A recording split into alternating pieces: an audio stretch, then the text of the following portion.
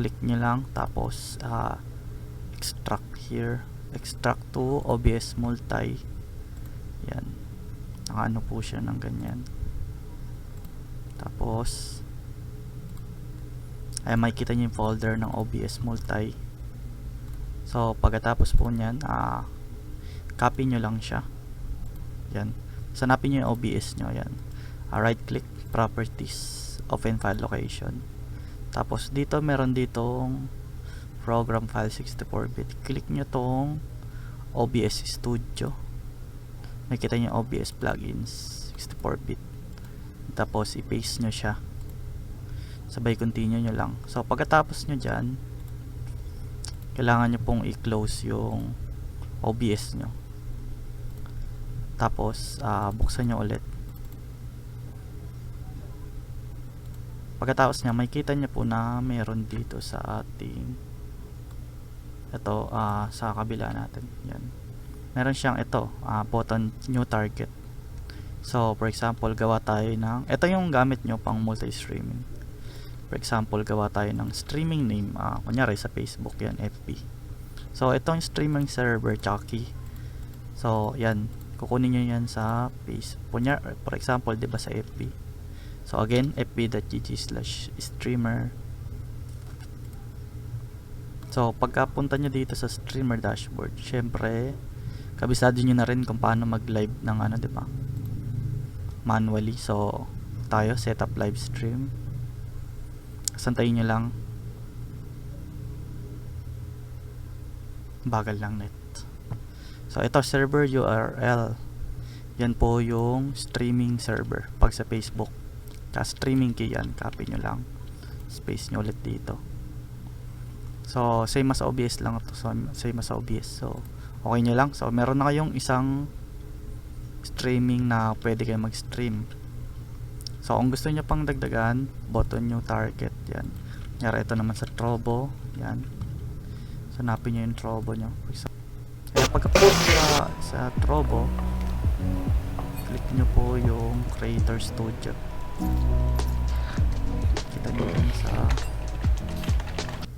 Creator Studio nyo ang host URL. Ito yung lalagay nyo sa streaming server. Tapos yung streaming key, yan, stream key. Tapos paste nyo lang. Okay, yan, dalawa na yung streaming nyo. So kung gusto nyo rin sa Twitch, button nyo target ulit. Pangalan nyo na lang ng Twitch. So streaming server, search na sa Google, Twitch streaming server, streaming RTMP, I guess, yun.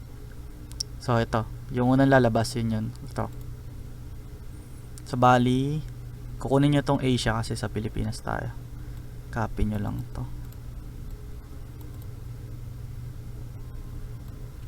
Streaming video RTMP sim.net. Streaming key sa Twitch, o punta tayong Twitch. Ano naman yung Twitch? So punta ka rin ng Creator Dashboard. Tapos makikita mo dyan yung saan ba yun? Settings, stream. Ito, primary stream key. So yan, paste. Testing natin siya, button start. Yan, pag may nag-error na ganyan, notice get encoder. Ibig sabihin mali yung encoder, or it's either nagbabag lang tong plugin. Try nyo pindutin tong start streaming sa mismo OBS nyo. Yan, so, testing nyo ulit. Ayan, magko-connect na siya. Status streaming, ibig sabihin yan, nakapag-stream na tayo sa ating Twitch. Tingnan natin. Check nyo yung channel nyo.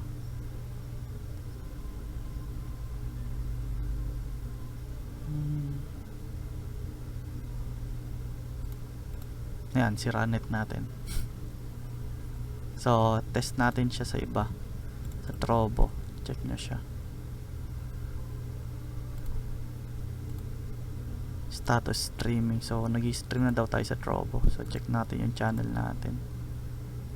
my channel. Ayun, naka-live siya, no? So, ayan, ito, gumagana siya sa Trovo. As you can see. Tapos, button start sa Facebook.